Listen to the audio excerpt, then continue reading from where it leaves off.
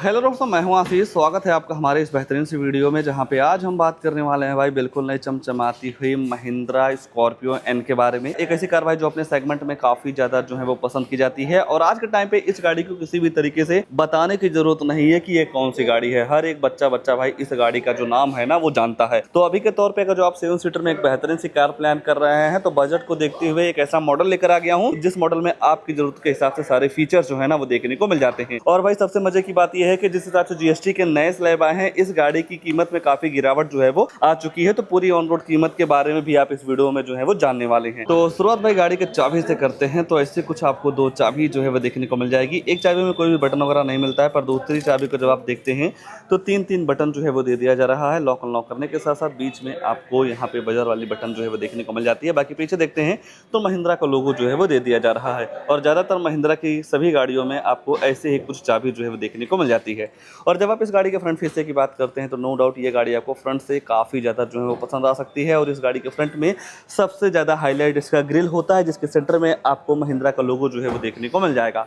और बात अगर आप हेडलाइट वगैरह की करते हैं तो बॉडी के हिसाब से काफ़ी बेहतरीन से डुअल बैरल एलईडी हेडलाइट जो है वो देखने को मिल जाएगी, जिसे आप low beam high beam adjust कर सकते हैं। बाकी यहाँ पे आपको सिक्वेंशियल टर्न इंडिकेटर जो है वो भी दे दिया जा रहा है। और इस Z8 सेलेक्ट वेरिएंट में आपको कंपनी फिटेड फॉग लैम्प जो है ना वो देखने को मिल जाते हैं भाई, जिनका थ्रो वगैरह आपको काफ़ी जबरदस्त जो है वो लग सकता है। बाकी यहीं ऊपर देखते हैं तो दो वाशर के साथ साथ दो वाइपर मिल जाएगा। ऊपर आपको काफ़ी बड़ी सी इलेक्ट्रिक सनरूफ मिल जाती है, और गाड़ी के लुक को बरकरार रखने के लिए रूफ रेल और सार्फिन एंटीना जो है ना वो भी आपको दे दिया जा रहा है।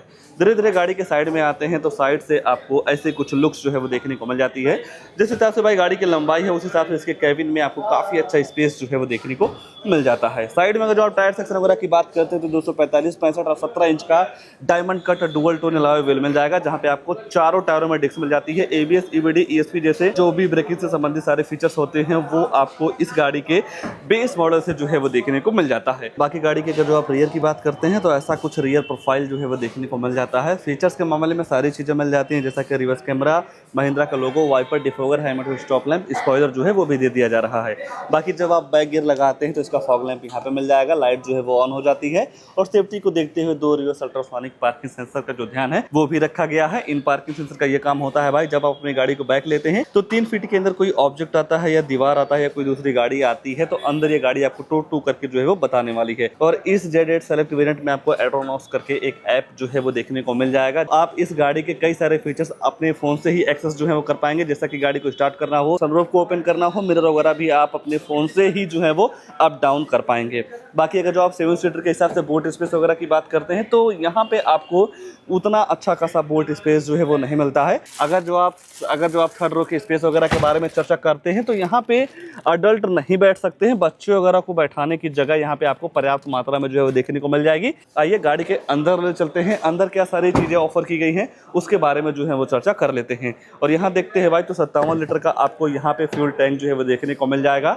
और इस वेरिएंट में आपको डीजल, पेट्रोल, मैनुअल, ऑटोमेटिक के सारे सिस्टम जो है वो देखने को मिल जाते हैं।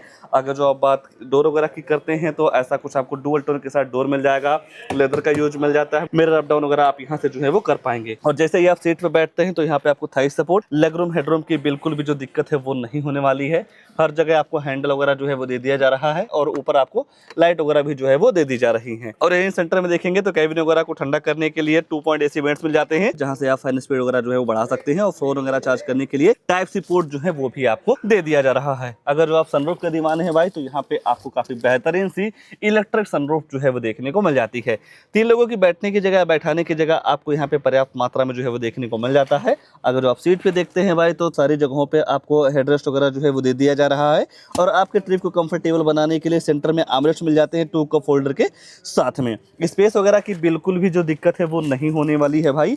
और अगर जो आप थर्ड रो में जाना चाहते हैं तो सिंपली आपको कुछ नहीं करना है, इस लीवर को जैसे ही खींचते हैं तो सीट फोल्ड होकर आगे जो है वो हो जाती है। और जब ये सीट आगे हो जाती है तो काफ़ी अच्छा स्पेस मिल जाता है गाड़ी के थर्ड रो में जाने के लिए, जहाँ पे आप बच्चे वगैरह जो है वो बैठा पाएंगे। अगर जो आप एडल्ट वगैरह भी बैठाते हैं तो आराम से जो है वो ट्रिप कर पाएंगे। कहीं ना कहीं थोड़ा बहुत आपको थाई सपोर्ट की जो दिक्कत है वो होने वाली है। आइए गाड़ी के ड्राइवर साइड सीट पे ले चलते हैं, वहाँ क्या सारी चीज़ें ऑफर की गई हैं उसके बारे में जो है वो चर्चा कर लेते हैं। मान लीजिए गाड़ी के अंदर जाना हो तो नॉर्मल तरीके से आप चाबी से ही गाड़ी को जो है वो अनलॉक कर पाएंगे, क्योंकि डोर हैंडल पर रिक्वेस्ट सेंसर वगैरह जो है वो नहीं मिलता है।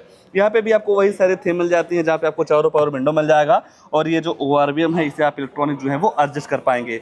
4 स्पीकर के साथ साथ 2 ट्यूटर मिल जाता है, तो साउंड क्वालिटी वगैरह भी इस मॉडल की काफ़ी ज़बरदस्त जो है वो देखने को मिल जाती है। अगर जो आपकी हाइट कम है या ज़्यादा है तो आप इस सीट को अपने हाइट के अकॉर्डिंग जो है वो एडजस्ट कर सकते हैं, जहाँ पे आपको लंबर सपोर्ट वगैरह का भी सिस्टम जो है वो देखने को मिल जाता है। और यहाँ देखते हैं तो हेडरूम का लेवलर जो है वो दे दिया जा रहा है। और जैसे ही आप गाड़ी के अंदर देखते हैं भाई, तो गाड़ी पहले तो काफी शांत स्वभाव की लगती है, बाकी जैसे ही आप चाबी लगाते हैं तो सारी चीजें काफी जगमग जगमग जो है वो करने लगती हैं, क्योंकि यहाँ पे आपको पूरी तरीके से डिजिटल वाली जो फील है ना वो देखने को मिल जाएगी। एनालॉग MID है, बीच में आपको इतनी बड़ी डिस्प्ले मिल जाती है। इस डिस्प्ले में इस बटन को प्रेस करके कई सारे इन्फॉर्मेशन जो है वो ले सकते हैं, जैसा कि आप देख पा रहे होंगे भाई कि navigation, setting, alert history, drive info, fuel info, digital speed, vehicle info जैसे कई सारी चीज़ें आपको इस MID में जो है वो देखने को मिल जाएगी। और मैप वगैरह भी भाई इस MID के इस डिस्प्ले में जो है वो चल जाता है। बाकी फ्यूल का ब्लिंकर आपको यहाँ पे दिख जाएगा। अगर जो आप गाड़ी को 80 के स्पीड से ले जाते हैं तो रिमाइंडर जो है ना वो भी देखने को मिल जाता है। बाकी दूसरी साइड नजर डालेंगे भाई तो इस इंफोटेनमेंट सिस्टम के सारे कंट्रोल्स दे दिए गए हैं, जहाँ से आप वॉल्यूम अप डाउन करने के साथ साथ वॉइस कमांड के साथ इस इलेक्ट्रिक सनरूफ को जो है वो ओपन कर पाएंगे। अलेक्सा तभी काम करता है जब आप ये गाड़ी ले लेते हैं, आपके फोन से रजिस्टर हो जाता है तब। ऊपर देखते हैं तो टिकट होल्डर हो गया, डे नाइट IRVM के साथ साथ चश्मा वगैरह आप यहाँ पे जो है वो रख पाएंगे। बाकी लाइट वगैरह भी जो है वो दे दी जा रही है। दूसरी साइड देखते हैं तो वैनिटी मिरर मिल जाएगा लाइट वगैरह के साथ में। और जो आप फोन वगैरह से बात करते हो जो माइक है यहाँ पे लगाई गई है। और अगर जो आप सनरूफ खोलना चाहेंगे भाई तो 1 टच करने के बाद ऐसा कुछ इसका जो सनरूफ है वो ओपन हो जाता है। बाकी सेंटर में देखते हैं भाई तो यहाँ पे आपको 8 इंच का फुल HD डिस्प्ले मिल जाएगा, Android auto play, Apple CarPlay के साथ नेविगेशन, ब्लूटूथ कनेक्टिविटी, USB लगा के वीडियो वगैरह सारी चीजें वो चला सकते हैं। और जब आप सेटिंग वगैरह में जाते हैं तो डिस्प्ले वगैरह के ब्राइटनेस वगैरह के साथ साथ डेट टाइम वगैरह सारी चीजें आप सेट रिसेट जो है वो कर पाएंगे। और जैसे ही आप इस गाड़ी का भाई बैक गियर लगाते हैं तो ऐसा कुछ आपको यहाँ पे रिवर्स कैमरा जो है वो देखने को मिल जाएगा गाइडलाइन के साथ में। अगर जो आप स्टीयरिंग को किसी भी साइड मोड़ते हैं तो डायरेक्शन वगैरह जो है वो भी पता चल जाती हैं। बाकी यहाँ पे भी मीडिया के कंट्रोल्स मिल जाते हैं, आप यहाँ से वॉल्यूम अप डाउन वगैरह कर सकते हैं। होम वगैरह पे जाते हैं तो ऐसा कुछ इंटरफेस जो है वो देखने को मिल जाएगा। और टच रिस्पॉन्स वगैरह भी आपको इस इंफोटेनमेंट सिस्टम का काफी तगड़ा जो है वो देखने को मिल जाता है। तो बाकी यहाँ नीचे जिस हिसाब से आप टेम्परेचर वगैरह सेट करेंगे उस हिसाब से आपकी जो गाड़ी है ठंडी या गर्म हवा देती है। इमरजेंसी वाला बटन हो गया, आइडल स्टार्ट स्टॉप वाला जो फीचर है वो भी दे दिया जा रहा है। पार्किंग लाइट आप ऐसे ऑन कर सकते हैं, ये हो गया इसका ट्रैक्शन कंट्रोल। और हिल डिसेंट कंट्रोल का जो सिस्टम है वो भी आपको यहाँ पे देखने को मिल जाएगा। बाकी आपके ड्राइविंग स्किल को इंप्रूव करने के लिए भाई आपको 3 ड्राइव मोड्स जो है वो देखने को मिल जाएंगे, जिप जैप जूम, ठीक है ना। तो जब आप यहाँ से ड्राइव मोड सेलेक्ट करते हैं तो MID में भी जो है वो पता चल जाता है। मैनुअल की तरफ जाते हैं तो 6 स्पीड मैनुअल ट्रांसमिशन गियरबॉक्स जो है वो मिल जाएगा। ये पूरा पार्ट आपको ग्लॉसी फिनिश के साथ मिल जाते हैं। नॉर्मल सा हैंडब्रेक 2 कप होल्डर जो है वो भी दे दिया जा रहा है। यहाँ पे आपको सेंटर में आर्मरेस्ट मिल जाएगा, जहाँ पे आप छोटा मोटा सामान वगैरह जो है वो रख पाएंगे। बाकी केबल वगैरह लगा के भाई फोन वगैरह चार्ज करना चाहते हैं तो उसकी भी सुविधा मिल जाती है। और वायरलेस पैड वगैरह जैसे कई सारी सुविधा बराबर देने की यहाँ पे जो है वो कोशिश की जा रही है या की गई है। फीचर्स के मामले में देखेंगे और तो कुछ नहीं छूट रहा है, बस 2 चीज छूट रही है भाई, गाड़ी की प्राइसिंग, उसके बाद इस गाड़ी में आने वाला इंजन प्रोफाइल। तो चलिए थोड़ा प्राइस वगैरह के बारे में चर्चा कर लेते हैं कि आफ्टर GST के बाद इस गाड़ी की ऑन रोड कीमत में क्या कुछ प्राइस डिफरेंस जो है वो देखने को मिल जा रहा है। ये रहा भाई इस गाड़ी की प्राइसिंग, जो कि Z8 सेलेक्ट वेरिएंट है, डीजल मैनुअल 2 व्हील ड्राइव के साथ। अगर आप इसकी एक्सशोरूम कीमत की बात करते हैं तो 17,51,200 रुपये एक्सशोरूम कॉस्ट करता है। और एक चीज मैं यही आपको बताना चाहूंगा भाई, चाहे आप इस स्कॉर्पियो एन को लेते हैं या किसी भी अदर ब्रांड की गाड़ी लेते हैं, जैसे ही आपका बजट 10 लाख से ऊपर जाता है तो इस एक्सशोरूम का 1% TCS गवर्नमेंट को जो है वो पे करना रहता है। हालांकि अगर जो आपके पास GST वगैरह RTR वगैरह है तो जो TCS है कुछ समय बाद आपके अकाउंट में जो है वो रिफंड हो जाती है। बाकी इस गाड़ी के साथ जब आप इंश्योरेंस लेते हैं तो लगभग आपको 90,000 रुपये का इंश्योरेंस जो है वो देखने को मिल जाता है। और जैसे ही आप RTO में रजिस्ट्रेशन करवाने जाते हैं नंबर प्लेट वगैरह के लिए, तो वहाँ पे आपको 1,94,732 रुपये जो है वो पे करना रहता है। ये जो RTO रजिस्ट्रेशन चार्ज है भाई, ये आपके स्टेट वाइज वेरी करता है, कहीं कम हो सकता है कहीं ज़्यादा भी हो सकता है। बाकी फास्ट ट्रैक 500 रुपये का इस गाड़ी के साथ जो है वो ले सकते हैं। ये सारी चीज़ें मिला के गाड़ी की जो ऑन रोड कीमत निकल के आती है भाई 20,53,000 रुपये की। 20,53,000 रुपये के हिसाब से देखेंगे तो नो डाउट आपको यहाँ पे फीचर्स काफ़ी तगड़े मिल जा रहे हैं। और स्कॉर्पियो एन जैसी एक ब्रांडेड कार जो है वो मिल जा रही है, जिसे भाई आज के टाइम पे किसी भी तरीके से बताने की ज़रूरत बिल्कुल भी नहीं है। बाकी अगर जो आपको महिंद्रा की कोई भी गाड़ी लेना हो तो यहाँ पे आपको नंबर वगैरह मिल जाएगा, कॉल वगैरह करके सारी चीज़ों का इन्फॉर्मेशन जो है वो ले सकते हैं।